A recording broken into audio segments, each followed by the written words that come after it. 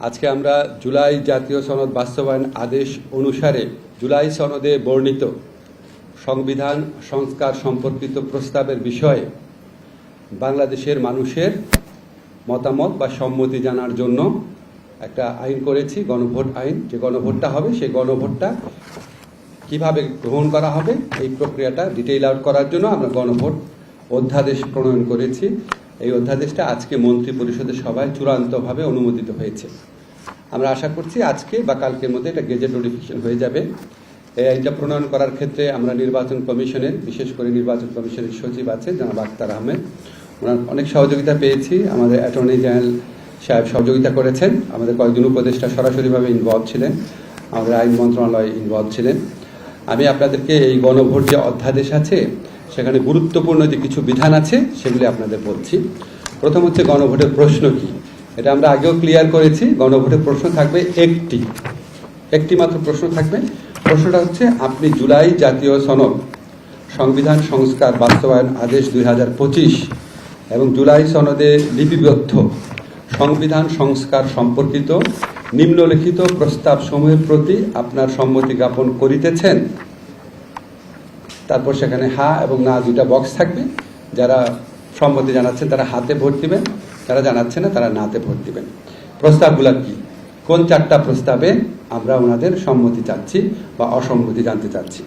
একটা হচ্ছে ক, নির্বাচনকালীন তত্ত্বাবধায়ক সরকার, নির্বাচন কমিশন এবং অন্যান্য সাংবিধানিক প্রতিষ্ঠান জুলাই সনদে বর্ণিত প্রক্রিয়ার আলোকে গঠন করা হবে। খ,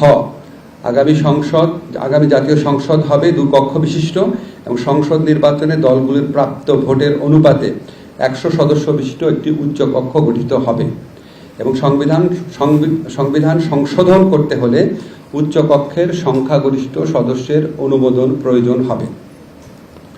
গ, সংসদে নারীর প্রতিনিধি বৃদ্ধি, বিরোধী দল হতে ডেপুটি স্পিকার এবং কয়েকটি সংসদীয় কমিটির সভাপতি নির্বাচন, মৌলিক অধিকার, বিচার বিভাগের স্বাধীনতা, স্থানীয় সরকার, প্রধানমন্ত্রীর মেয়াদ, রাষ্ট্রপতির ক্ষমতা সহ যে 30টি বিষয়ে জুলাই জাতীয় সনদে ঐকমত্য হয়েছে সেসব বাস্তবায়নে আগামী সংসদ নির্বাচনে বিজয়ী রাজনৈতিক দলগুলো বাধ্য থাকবে।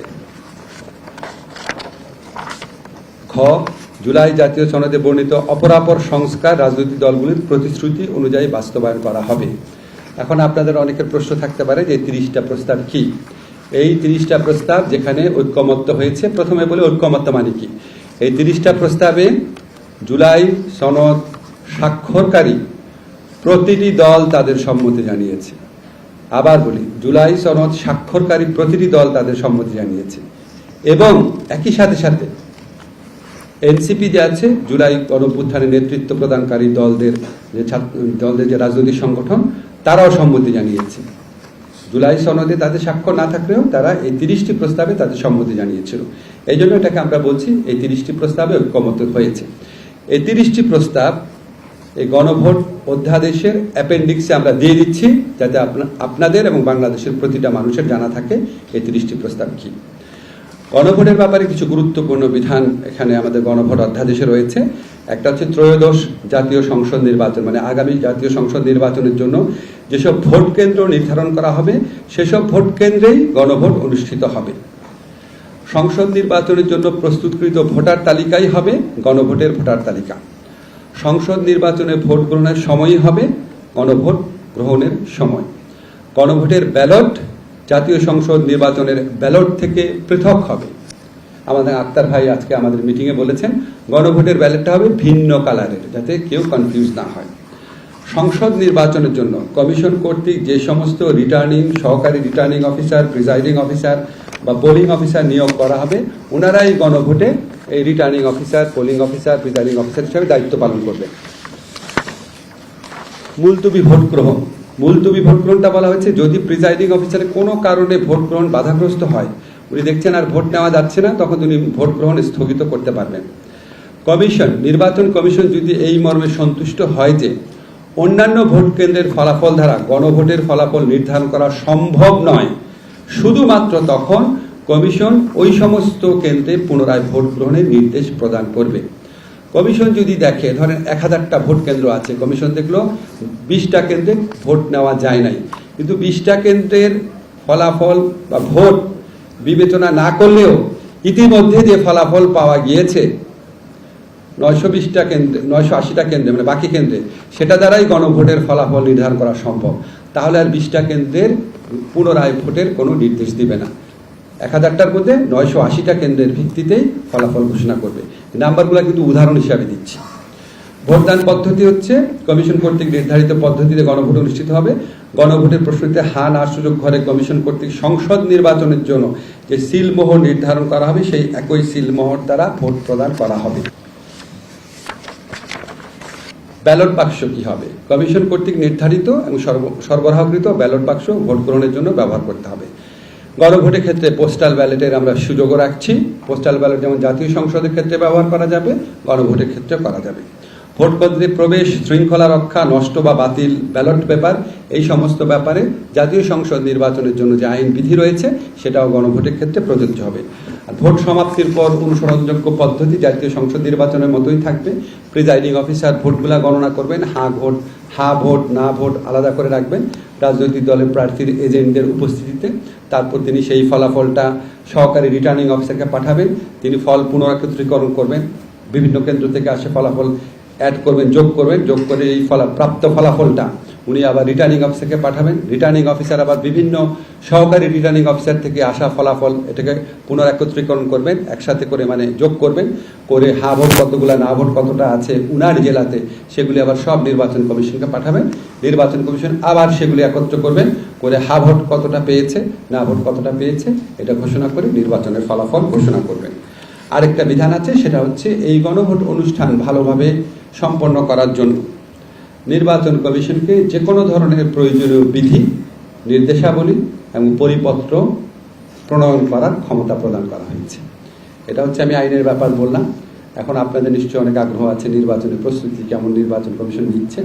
আমরা নির্বাচন কমিশনের সিনিয়র সচিব আছেন জনাব আখতার আহমেদ, ওনার থেকে একটু প্রস্তুতি সম্পর্কে শুনি। নির্বাচনের প্রস্তুতির বিষয়ে বলতে গেলে প্রথমেই আমাকে যেটা বলতে হয় যে আমাদের ভোটার তালিকা, আমরা এখন ভোটার তালিকা আমরা প্রিপেয়ার করছি। আমাদের আপনারা জানেন কেন্দ্র ভিত্তিক ভোটার তালিকা প্রস্তুত করতে হয়, এবং আমরা সেই ভোটার তালিকাটা এখন প্রস্তুত করা শুরু করেছি। এবং আমাদের ধারণা যে সব ঠিক মতন চললে আগামী মাসের 5 তারিখের ভিতরে, ডিসেম্বরের 5 তারিখের ভিতরে আমাদের ভোটার তালিকা কমপ্লিট হয়ে যাবে, ঠিক হয়ে যাবে। তার মানে আমরা 5 তারিখের আগেই যে ভোটার তালিকাটা পাবো সেই তালিকা অনুযায়ী আমরা নির্বাচনে এগিয়ে যাব। আর অন্যান্য যে দ্রব্য সামগ্রী যেটা আমাদের লাগে, ব্যালট বক্স, লক, সিল, গালা, আপনার কালি, আঙুলের অমোচনীয় কালি, স্টাম্প প্যাড, এগুলোর পর্যাপ্ত পরিমাণে আমাদের মজুদ এসছে। লাস্ট স্টক যেটা আমরা পেয়েছি সেটাও এখন আমাদের দখলে আছে এবং আমাদের কাছে আছে, এবং আমরা এটা ক্রমাগতভাবে আস্তে আস্তে আমরা বিভিন্ন জায়গায় এটা পৌঁছে দেবো, যাতে শেষের দিকে যে চাপটা না পড়ে। আগে থেকে আমরা এটা বিভিন্ন জোনাল, আমাদের 10টা জোনাল অফিস আছে, 10টা জোনাল অফিসের মাধ্যমে আমরা জেলা পর্যায় পর্যন্ত, উপজেলা পর্যায় পর্যন্ত আমরা সরবরাহ করব, যাতে শেষের দিকে আমাদের জিনিসটা চাপ না পড়ে। ব্যালট পেপার আপনার প্রিন্টিং এর জন্য আমাদের গভর্নমেন্ট প্রিন্টিং প্রেস, এবং সেখানে আমাদের সাথে যোগাযোগ আছে, তাদের কাছে পর্যাপ্ত পরিমাণে কাগজ আছে। স্যার যেটা বলেছেন যে 2 রকমের ব্যালট পেপার, 2 রঙের ব্যালট পেপার হবে। আপনারা জানেন যে প্রথাগতভাবে জাতীয় সংসদ নির্বাচনের ক্ষেত্রে সাদা বেজের উপরে কালো প্রিন্টের ব্যালট পেপার গুলো হয়, আর এক্ষেত্রে আমরা একটা রঙিন কাগজ ব্যবহার করব গণভোটের জন্য, যে একটা রঙিন কাগজ ব্যবহার করব।